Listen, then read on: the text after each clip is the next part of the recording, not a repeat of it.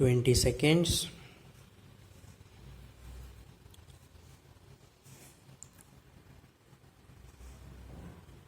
Be ready 10 seconds.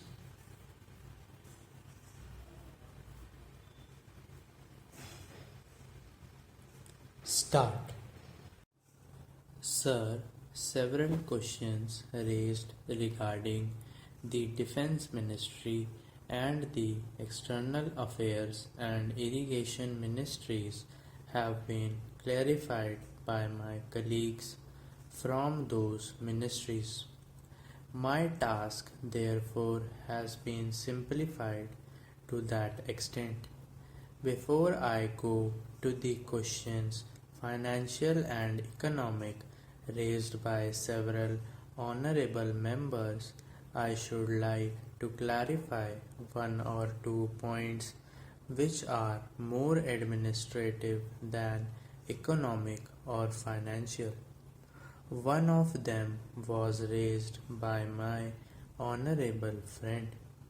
He raised the question about the recruitment by the assistant superintendents, departmental competitive examination, and particularly about the examination held in 1960.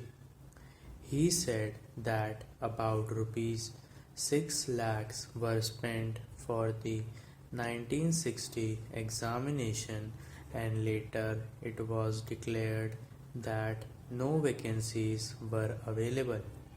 He therefore suggested that a definite procedure should be there and the examination should be held according to the vacancies declared in advance, and all persons who have qualified in that examination should be eligible for promotion or for appointment. So I do not know whether the honorable member knows how these vacancies are filled. He probably refers to the section officer's grade in the Central Secretariat Service. This is filled by 50% by direct recruitment and 25% by departmental competitive examination open to the assistants, that is the next lower grade, and the rest 25% by promotion of the assistants on the basis of seniority subject to fitness. The examination, therefore, that he was referring to was a departmental competitive examination for filling 25% of the vacancies. It takes about 1 year for the Union Public Service Commission to declare the results of the examination from the time they take up the question of the examination. It is not therefore possible to declare the number of vacancies to be filled in from the very beginning. To declare them just when the results are out is more realistic, and that is what is done. Sir, if the examination is treated as qualifying examination, the number of persons who will thus become eligible for appointment will be quite unrelated to the number of vacancies to be filled in, and then the very situation which the honorable member wishes to avoid would arise. It would not then be possible to hold any of the examinations at regular intervals and promotions against this quota without become very fitful. The honorable member also suggested that the rules for recruitment and promotion etc. should be uniform for all ministries, whether participating in the Central Secretariat Service Scheme or not. It must be, and this is so, except for the Ministry of External Affairs and the Railways. These have different rules, but these rules are very similar and there is not much difference. But because these persons are recruited for different purposes and by different agencies, they are separate. Therefore, his purpose in saying that there should be uniformity is almost carried out.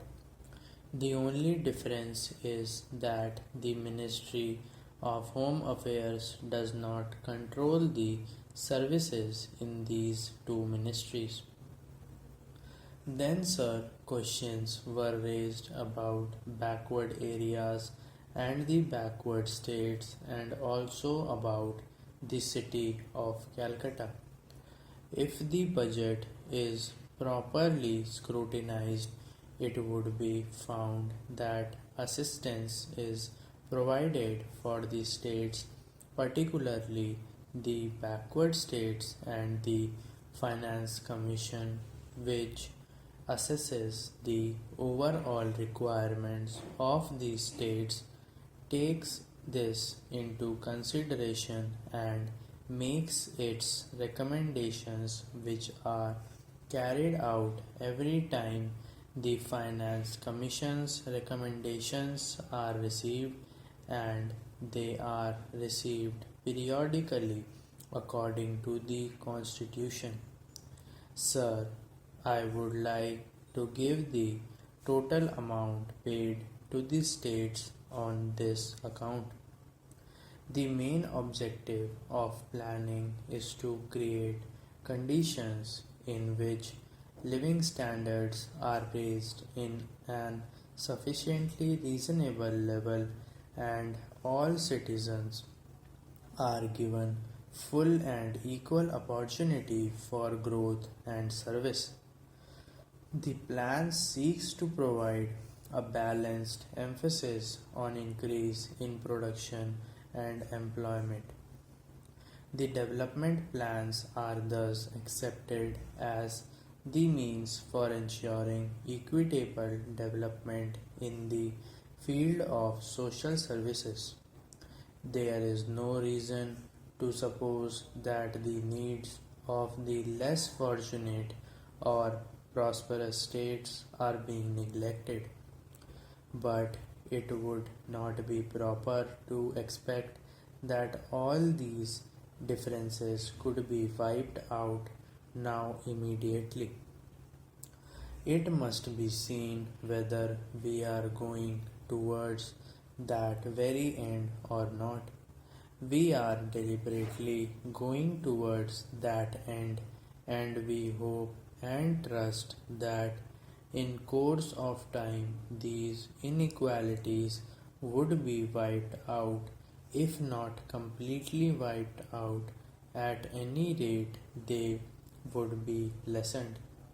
My honorable friend complains about inadequate provision included in the plan for meeting the growing requirements of the city of Calcutta, where even the basic services like water supply, sewage disposal, and drainage were not being augmented, and that the central government was not enthusiastic about solving these difficulties.